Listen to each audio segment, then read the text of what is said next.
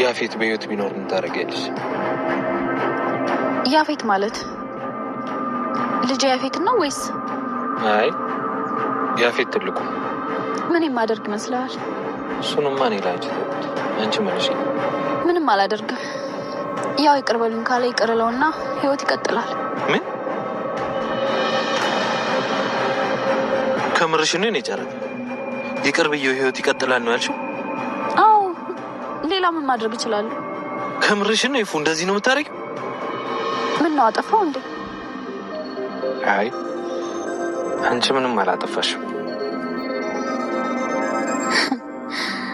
የኔ አኩራፊ እውነት እንደው አስችሎኝ ዝም የምለው ይመስልሃል? አስበው እስኪ ወንድምህ እንደሆነ እያወቀ ስትወጋ አይኑ እያየ ስትንፋስ እንዲቋረጥ ያደረገ ሰው፣ አባዬን የገደለ ሰው፣ ስንት ነገር ያደረገ ሰው ይቅር ብዬው ህይወት የሚቀጥል ይመስልሃል? እንደዚህ ስላመንከኝ እንኳንም በህይወት አልኖረ አሊያ የማደርገውን ነገር አላውቅም ነበር። አስበው እስኪ በህይወት ኖሮ ፊት ለፊት ባየው። ብቻ ተወው ይሄ ጭራቅ።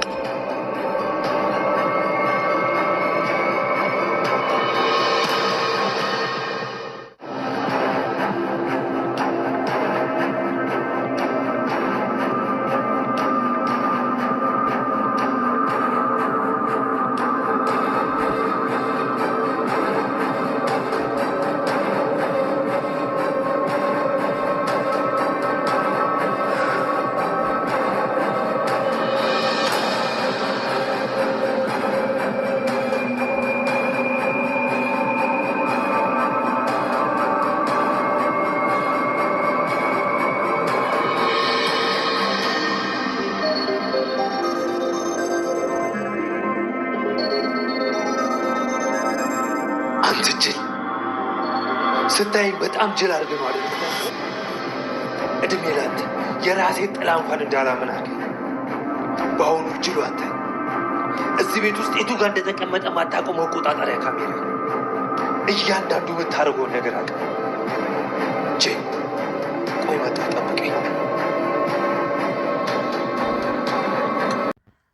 ናታን የኤፍራታን አቋም ለመጠየቅ ጥያቄ አቅርቦላት ነበር። ያፌት በአካል ብታገኙ ምን ታደርጊያለሽ ባይሞት ኖሮ ብሎ ሲጠይቃት ምንም አላደርገውም፣ ይቅርታ ከጠየቀኝ ይቅር ልለው እችላለሁ፣ ህይወት ይቀጥላል ስትለው በጣም ተበሳጭቶ ነበር። አኮረፋት። ከዛ በኋላ እንግዲህ ያላትን አቋም ለማወቅ ስለሆነ የጠየቃት በትክክል መልሱን ስትመልስለት በጣም ደስ ብሎታል ማለት ነው። ምክንያቱም ያፌት በህይወት እንዳለ የሚያውቀው እንግዲህ ናታን ብቻና ብቻ ነው ማለት ነው።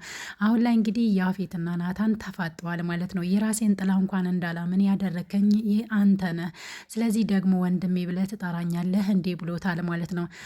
ምክንያቱም ያፌት አሁንም ሳያብድ እንግዲህ መድኃኒቱን ሳይውጥ ነው እስከ ዛሬ ድረስ የቆየው፣ ግን አውቀው እያስመሰለ ነበር። ያንን ነገር ደግሞ ድብቅ ካሜራ አንተ የማታየው የማታውቀው ቦታ ላይ ተቀምጧል።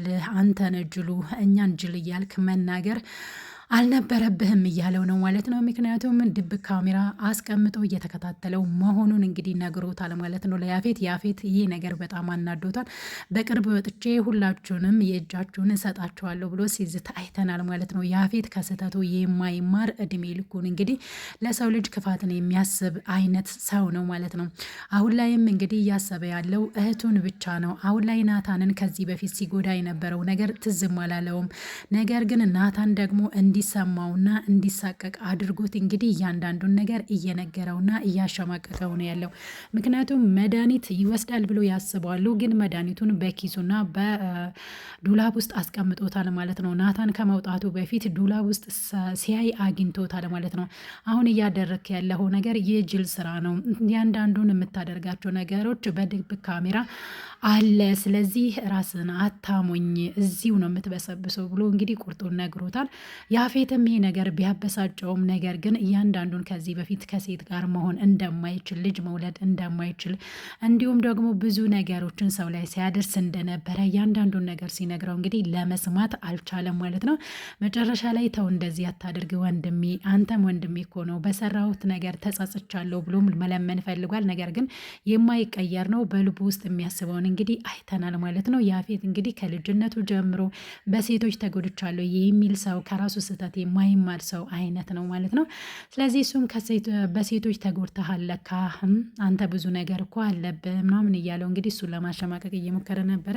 ምክንያቱም አንዳንድ ጊዜ እንግዲህ ህይወት እንዲህ ነች፣ በሰፈሩ ቁና መሰፈሩ አይቀርም ማለት ነው። እንግዲህ እሱ ሞትና ኑሮ መካከል እያለ ሳያሰቃየው ነበረ ማለት ነው። ናታን ብዙ መከራና ስቃይን አሳልፏል። እንደሱ የውሃ የለም እንኳን አይደለም ሰው ላይ እጅ ማንሳት እንስሳንም የማይነካ አይነት ሰው ነው። ነገር ግን ደህና ሰው ደግሞ እንግዲህ መጨረሻ ላይ ሰዎች ክፉ ባደረጉበት ቁጥር ያው መቀየሩ አይቀርምና ናታንም ተቀይሮ መልካምነቱን ትቶ ለሌሎቹ መልካም ነው። አሁንም ቢሆን እሱ ላይ ግን ጭካኔው በርትቷል ማለት ነው። እንደውም ያፌት እንዳሰቃየው አላሰቃየውም እውነት ለመናገር ማለት ነው። ናታን አሁን ላይ እያደረገ ያለው በመድኃኒት አደንዝዣለሁ ብሎ ነው የሚያስቡ። ነገር ግን መድኃኒቱን እየዋጣ አይደለም። አሁን ላይ ግን ነቅቶበታል። ድብቅ ካሜራ እንዳለው እንኳን አያውቅም። ምክንያቱም መስኮቱን ሰብሬም እኮ መውጣት እችላለሁ ግን ስንት ሰው ጥበቃ እንዳለ አላውቅም ብሎ እየተጠራጠረ ነው ያለው ማለት ነው። እንግዲህ በሌላ በኩል ኤፍራታም ወደ ቤቷ ለመመለስ ቆርጣ ተነስታለች። ቤት ከሱ ጋር ጥሩ ጊዜ አሳልፎ ከተመለሰች በኋላ ወደ ቤተሰቦቿ ቤት ከዛ ደግሞ እንግዲህ ዳግምን ስታገኘው አንቺም እስከ መቼ ድረስ ነው ራስሽን የምትጎጂው? ስለዚህ ናታን ጋር መኖር አለብሽ፣ ወደ ቤትሽ መመለስ አለብሽ። ትውስታዎች አሉ ብለሽ ግን ራስሽን መጉዳት የለብሽም። ጠንካራ ነው መሆን ያለብሽ። አንቺ ከልጅነት ጀምረሽ ብዙ ነገሮችን አሳልፈሻል። ለአንቺ አዲስ አይደለም። ከዚህ በኋላ እንኳን መከራ ችግር የበለጠ ቢመጣ ጠንካራ ነው የምትሆኙ። ለምንድን ነው እህቴ እንደዚህ የምታደርጊው የሚለውን ነገር ከነገራት በኋላ እሷም እንግዲህ አስባበት ወደ ቤት ተመልሳለች። ወደ ቤት ከተመለሰች በኋላ ግን ናታን ቤት ውስጥ የለም። ደንግጣለች። የት ሄዶብኝ ነው? እግዚአብሔር ባለ በት ይጠብቅ እያለች ጸሎት እያደረገች ነው ያለችው ማለት ነው። ምክንያቱም ከነጽዮን ቤት መውጣት የፈለገችው ጽያ አሁን ላይ እያደረገችው ያለው ነገር እንግዲህ ጭካኔ የበዛበት እንዲሁም ደግሞ ያው እሷም ተጎድታ ነው። ቢሆንም ግን ይህንን ሁሉ ያደረገችላቸው ህይወት እሷም በህይወት እንድትቆይ ያደረገች እንደውም ኤፍራታ ናት ማለት ነው። ኤፍራታን በዚህ ልክ መጥላት የለባትም። እጅ ሰንዝራበት ልትመታ ሁላ ነበረ ማለት ነው። ይህ ሁሉ እንግዲህ ለኤፍራታ እንደማይገባ ብዙዎቹ ስለሚያውቁ አሁን ላይ ግን ናታንም ከእሷ ጋር ተነጋግሮ ጥሩ ጊዜ ካሳለፉ በኋላ እንግዲህ ያው ቀጥታ እሷ ቤት ስላልገባች እናቷ ቤት ስለሄደች እሱ ደግሞ ቤት ገብቶ ትንሽ ከቆየ ትውስታዎችን ካስታወሰ በኋላ ይሄ ቀን ይመጣል በማለት ወደ ያፌት ያቀናል ማለት ነው። ያፌትም እንግዲህ እዛ ሰራተኞቹን ለማታለል እንዲሁም ደግሞ የኔ ሰራተኞች አደርጋቸዋለሁ አንድ ቀን እያለ እነሱንም ለማታለል እየሞከረ ነበረ። ነገር ግን የሚታለሉ አይነት አይደሉም። ምክንያቱም ከከብት እረኝነት መልሳችሁ ወደ ሰው እረኝነት እንዴት ነው አይከብድም ወይ እያለ ሙድ እየያዘባቸው ነበረ። ነገር ግን ያው በታማኝነት ለናታን እየሰሩለት ስለነበረ ዝም በል አፍህን ያዝ አንተ እብድ እያሉት ሲያሾፉበት ነበረ ማለት ነው። ያንንም ነገር ደግሞ ያው በሩ ስላልተከፈተለት ነው እንጂ በር ቢከፈትለት ጥበቃዎቹን ጎርቶ መውጣት ይፈልግ ነበረ። ግን ምንም አማራጭ ስላሌለው ብቻ ነው ቁጭ ያለው ማለት ነው። ያችን ክር ከያዛት በኋላ ያው ሰው አንቆ ለራሱ ሊያመልጥ ነው የሚል ብዙዎቻችን ፍራቻ ነበረ ማለት ነው። እንግዲህ ዛሬ በጣም ነው ደስ የሚለው ምክንያቱም ናታን መድኃኒቱን እያየ ዱላብ ከከፈተ በኋላ እሱ ከኋላ ሊያጠቃው ነበረ። ነገር ግን ጥላይን እንዳላምን ራሱ አንተን ያደረገኝ፣ ስለዚህ ጅል መስልካለው እንዲህ እዚሁ ነው ማበሰብስክ፣ እንደውም ራስ ላይ ሌላ ፍርድ እየፈረድክ ነው ያለኸው፣ ስለዚህ አድበህ ብትቀመጥ ይሻልሃል እያለው ነው ያለው ማለት ነው።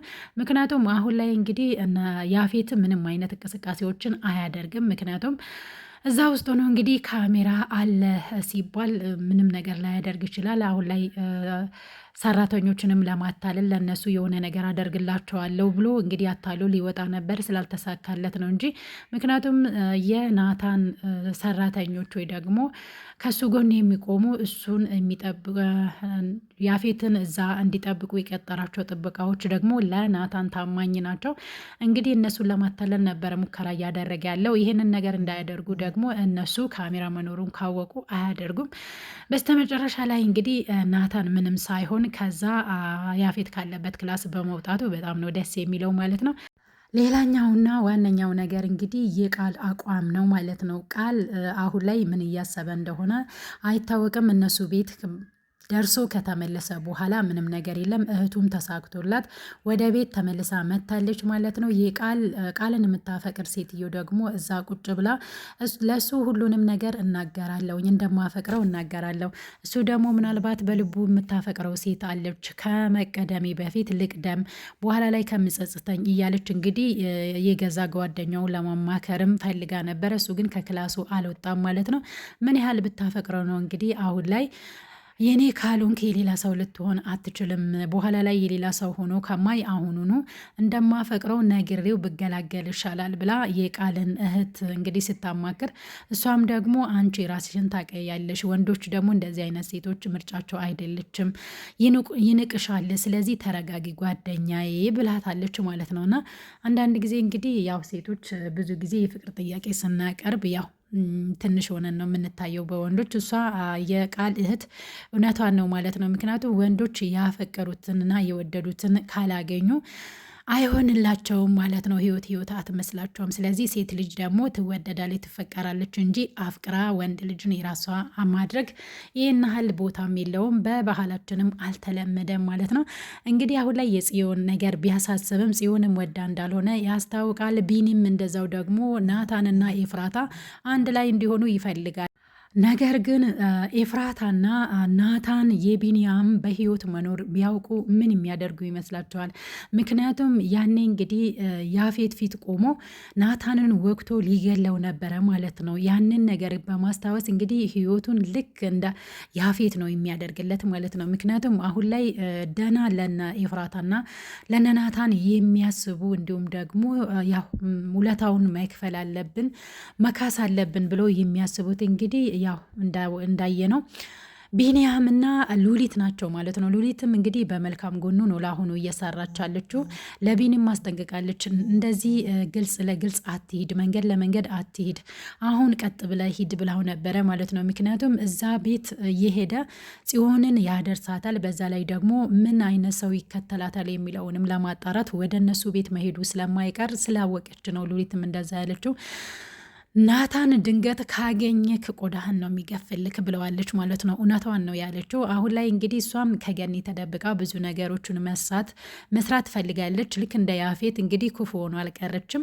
ምክንያቱም ያደረገችው ስራ እስከ መጨረሻው ድረስ ያው አይታለች። ምክንያቱም ለእብደት ነው የሰጣት ማለት ነው። መልካምነት ማንንም እንዳልገደለ ታውቃለች። ገኒንም ደግሞ እንደዛ በድላ እንደዛ አሰቃይታት፣ አሁን ላይ ግን አብዳለች ብላ አልተወቻትም። ምግቡንም ምኑንም እያደረሰችላት ነበረ ማለት ነው። ስለዚህ ከሷም ተደብቃ መልካም ነገርን እያደረገች ነው ያለችው። እብድ መስላ ነው እንግዲህ ለነሱ የምትታያቸው። ነገር ግን ውስጥ ለውስጥ ብዙ ነገሮችን ከቢኒ ጋር ለመስራት ተስማምተዋል ማለት ነው። የቀረውን ደግሞ ሌላ ጊዜ እናወራለን ብላ ነው ከቢኒያም ጋር የተለያዩት። አሁን ላይ እንግዲህ ያው ቤዛ ወደ ውጭ ሀገር ሄዳለች ተብሏል። እሷም ስትመለስ እንግዲህ የያፌት ህይወት መኖር ምናልባት ላታውቀው ትችላለች። ግን ካወቀች በኋላ ምን አይነት ውሳኔዎች እንደምትወስን እንግዲህ ያው በጣም ከባድ ነው የሚሆነው ማለት ነው።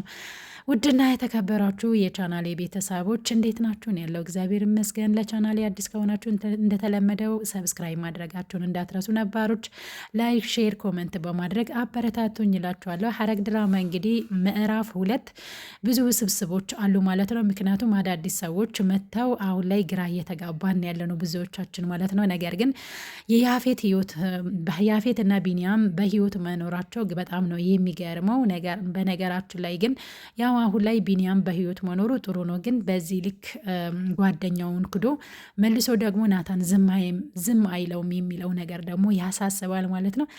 እንግዲህ ለዛሬ ያዘጋጀውላችሁ ቪዲዮ ይህን ይመስላል። በሌላ በቀጣይ ቪዲዮ እንገናኛለን።